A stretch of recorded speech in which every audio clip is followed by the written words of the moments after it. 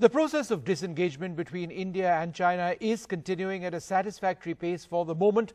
Many people would have felt that given both sides were really entrenched in their positions over the last few months, it would have been a long winter up in eastern Ladakh. What really is the way forward, and is this a win-win solution for India? Joining us now, the former Foreign Secretary Shyam Saran. Thank you very much, Mr. Saran, for being with us. My pleasure. At this stage, sir, are you any clearer to perhaps having an idea on why China did what it did? Was it a territorial land grab, or was it an attempt to try and teach India some sort of a lesson? Very difficult to gauge what may have been the reason for China to engage this kind of aggressive behavior. But I do feel that perhaps they may not have expected the kind of reaction that came their way as a result of their incursion in eastern Ladakh. Not merely on the military side with very heavy deployments from India, but also the economic actions taken by the Indian side. I think this was not in China's playbook in a sense. The two armed forces have been eyeball to eyeball with possibility of accident or misperception. Very difficult terrain, very inclement weather affecting both sides. So from that point of view, I think for both sides, this is in fact a positive development. Sir, a few commentators and others have said that in fact the agreement which has been arrived at may not necessarily be in India's interest, because we've had to give up our positions on the heights of the south bank, for example, of the Pangong link along the Kailash range. Is that your perception as well, or do you believe that even the military solution on the ground is win-win for India? The impression one has is that this is only the first phase of a fairly elaborate and structured process of disengagement between the two sides, because it is supposed to cover other areas of confrontation between the two sides. So really it is difficult to come to a sort of a well-considered conclusion until we get to the end of the process. This is just the initial phase. So I think we should wait and see how this really gets rolled out. But you are right in saying that with regard to the heights on the South Pangong, heights, the Kailash heights, India has, in a sense, given up its earlier position that if there has to be a disengagement, it must take place across the entire line of actual control. And not phase by phase. If you remember, the Chinese were insisting that we should first vacate the Kailash heights before we get on to disengagement in other areas. To that extent, there is a certain concession which has been made by the Indian side. But whether this was a good decision or not such a good decision would really be possible for us to make that judgment only once the entire process of disengagement really does take place as it has been planned. But to the extent, again, I would say, to the extent that a situation of eyeball to eyeball confrontation is now being, in a sense, wound down, that by itself is a positive step. Yeah. Ambassador Saran, a lot of our viewers will not know that you have actually been to many of the patrol points, or some of the patrol points in eastern Ladakh. You've actually trekked there yourself as part of being part of the process which tried to understand or get an idea of the line of actual control and our patrol points. Do you believe that ultimately our goal needs to be to restore our right to patrol to certain areas, or it needs to be to restore our interpretation of the line of actual control? And I'm not talking about overall Aksai Chin, that's the larger goal, but the immediate line of actual control.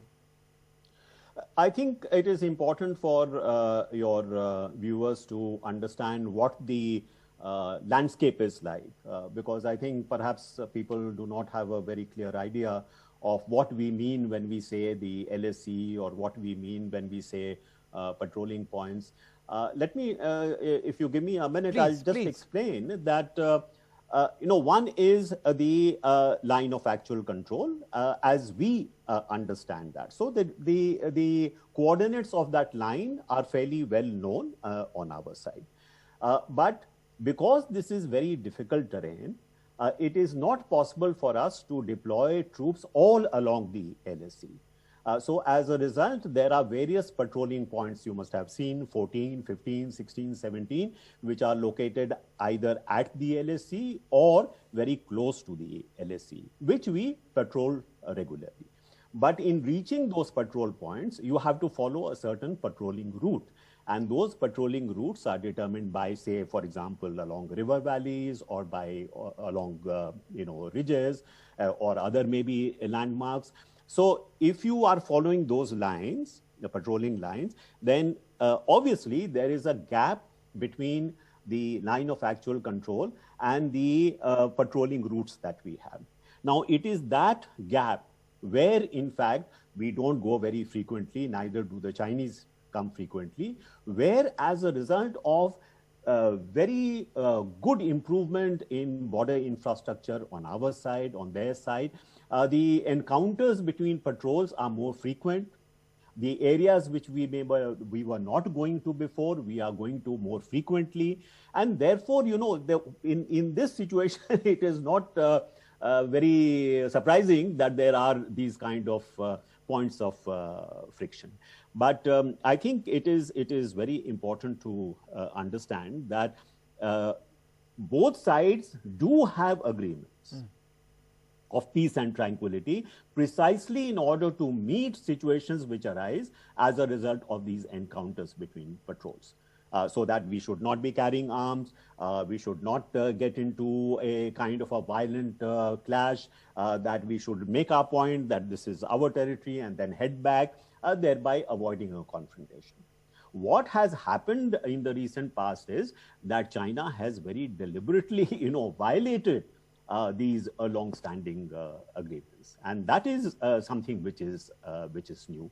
And the number of troops which have been involved from their side, the large deployments that they have made, this also is new. So there is no doubt that there has been a deliberate effort on the part of China to raise the or up the ante as far as the border situation is concerned. Was this a response to improved infrastructure on our side? Was this a sense that, perhaps we can put a little pressure on the Indian side so that, what they see as India perhaps moving closer to the United States and to the Quad, maybe that can be retarded? It is difficult to speculate on this. But the fact is that this is a new situation. Ambassador, final question to you. What is the new normal then between India and China? Will there be a back to what it was economically and otherwise? We've taken a huge dent in terms of our diplomatic perception of China. I think that's absolutely clear.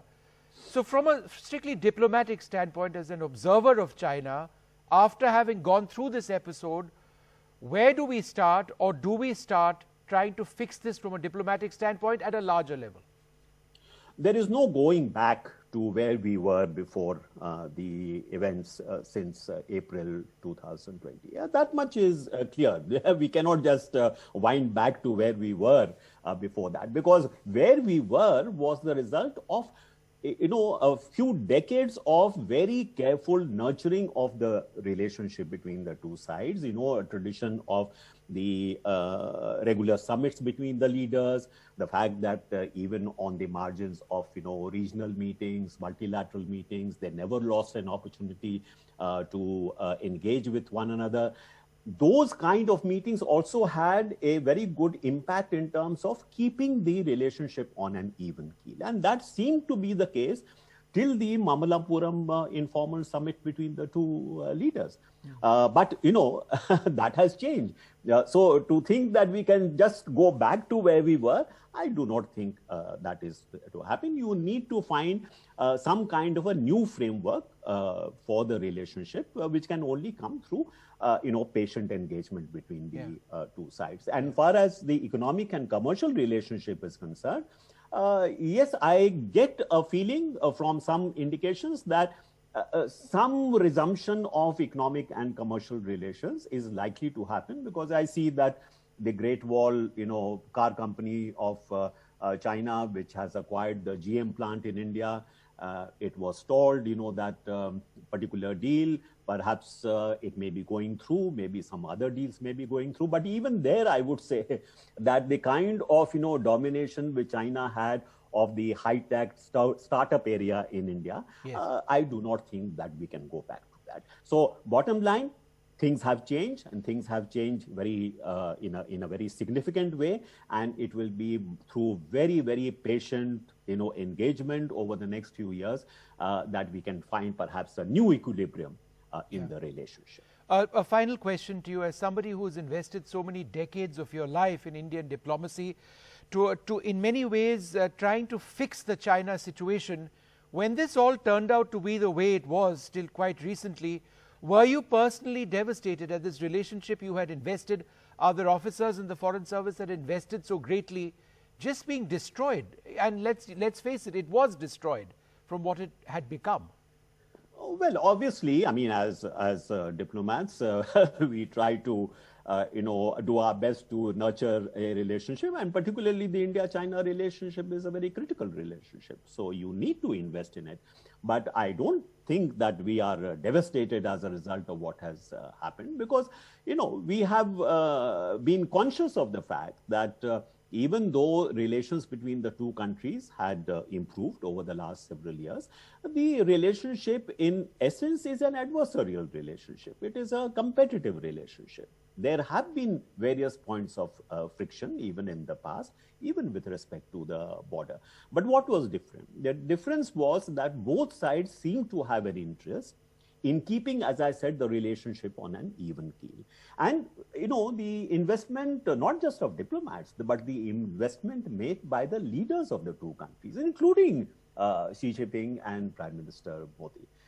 You know, if you look at just the informal summits, the amount of time that the two leaders spent with each other was quite unprecedented. So there was that investment. Now, it is not very clear to me why the Chinese felt that they could risk, in fact, reversing all the gains that they have that had been made. Because it's not only just a loss for India. I mean, to think that only India has lost from this and China has not, I do not think that is correct. Even China, for China, this is a setback. You know, going back to some kind of a normal relationship between the two countries is going to be a long haul.